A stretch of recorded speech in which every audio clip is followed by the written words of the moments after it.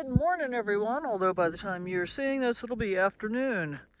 I just wanted to kind of do a quick share with you. Well, where is he? There he is, while Kit and I are out for our morning walk. And let's talk about that first.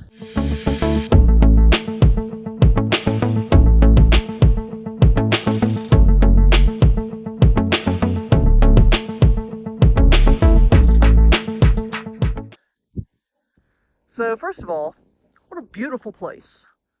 Just beautiful. Got a little bit of haze over there in the far distance on that side. But I love these mountain views. I do. I love the way the light plays off of them.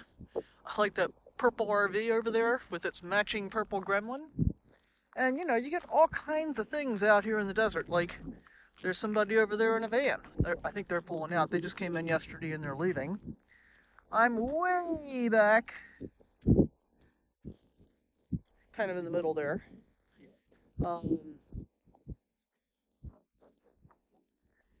And one of the things that's really cool is this part of the desert is not crowded.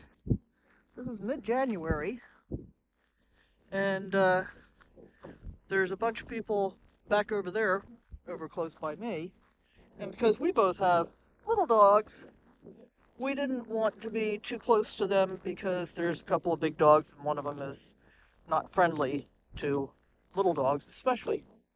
So, better just to avoid any potential issues. So we're going to do our little morning walk, and let's talk about how that goes with Kit to begin with.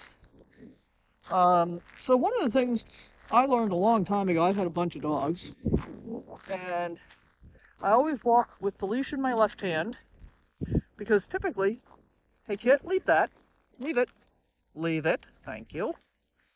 Typically, when I'm walking like on a street, the street will be to my right, and on the left side will be grass. I know there's no grass in the desert, but old habits die hard. But doing it that way means that the dog is always able to be close to sniffing the things that are going to be of most interest to him. And let's talk about sniffing. Usually about the first 10 minutes of any walk are pretty slow motion, because I let him sniff whatever he wants to, pretty much for as long as he wants to sniff it, until I get really bored. And the theory behind that, and I've heard this from dog trainers, is it actually helps them feel more comfortable to be able to do that. To be able to sniff whatever they want to, and that's how they get familiar with their environment. So I let them do it. Seems to work. Got some pretty good sized anthills around here. Here, let me give you a little reference. Yeah, it's about as big as my foot, and I got big feet. And I've seen quite a few of them. Fortunately, none are very near where I'm camped. And then we got all these little washes interspersed with the desert concrete. And we've been wandering around in the washes quite a bit on our walks and seeing different things. There's even some man-made stuff. There's a man-made thing up here, which I'm not going to really tell you about because I don't want you to figure out exactly where I am at this point, since I'm not leaving. Well, I'm not leaving. Actually, we've got an exciting day planned today. See, look at this. See that? That's glass. Why are people coming out here and breaking glass all over the desert? Please don't do that, people. We deserve better. Anyway, we got an exciting day planned today. I'm going to do the driving. My friend that I'm camping with is going to ride along with me, so we'll leave her rig here. But we're going to go to Mexico. Yeah, we're going to go over to Los Algodones today and get some street tacos, maybe a margarita. I want a haircut. So I found a guy there that'll cut my hair for $7, and kind of nice to have somebody else do it, and then I don't have any mess to clean up or anything. So that's always a good thing. in my opinion. And then we're going to go do some other shopping in Yuma. And then we'll come back this afternoon. And that'll be our day. And that'll also be the first time we've moved at all in a week and a half, a little over. Yeah, we got here about a week and a half ago. And we've just been hanging out, getting some work done, and making some progress. So that's all good. The weather has been absolutely lovely. We've been high 60s and low 70s every day.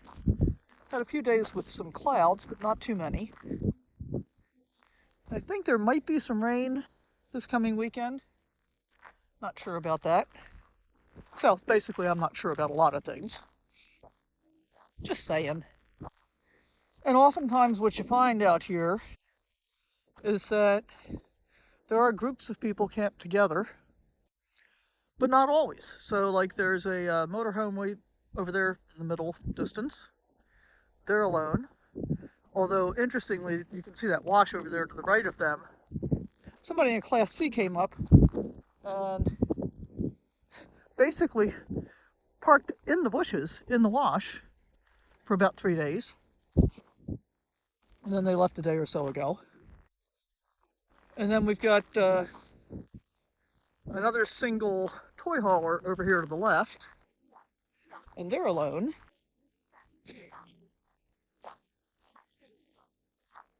And then on the other side of the wash road over there, there's another group. And all been camped there together actually for quite some time now. Because we had been here before and then left, went to Ansborrego, stayed there for a couple of weeks, and then came back. So how long are we going to stay here? I don't know. We'll probably do our full 2 weeks before we move on someplace else. What's next? Don't know that either. Pretty fun for me now, not knowing where I'm going to be from one day to the next. And you know, that's an interesting thing. I am much less concerned about where I'm going to be than who I'm going to be.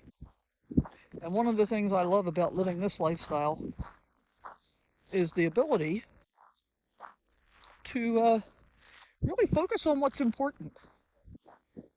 You know, it's in so many ways, it's so much simpler than living in a conventional house.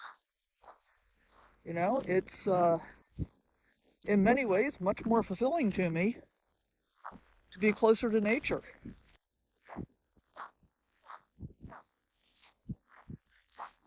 And yeah, I know there are a lot of people that don't find anything to love in the desert, but I want to show you. I want to show you a couple of different things, actually. Let's start right here in what looks like nothing more than a pile of rocks. But look at all the variety. This one. Look at this. Isn't that beautiful? You know, and this one. Man. And so many others. I mean, so what's my point?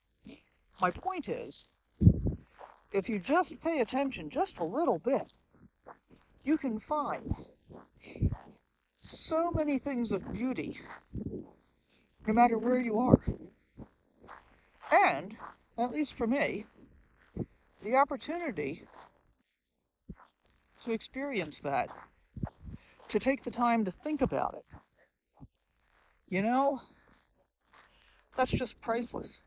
I mean, look at this. Here we've got this Acacia. Just take a good look at it. Look at the green leaf buds coming out. It's like, you know, it's the middle of January. Oh, but spring has sprung out here in the desert. And I'm not seeing any right now, but when we were walking around yesterday afternoon, we were seeing quite a few little flower stems starting to sprout through the desert. It's just, it's an opportunity to experience something wondrous. And when's the last time you did that? Let me know in the comments down below. And as always, thanks for watching.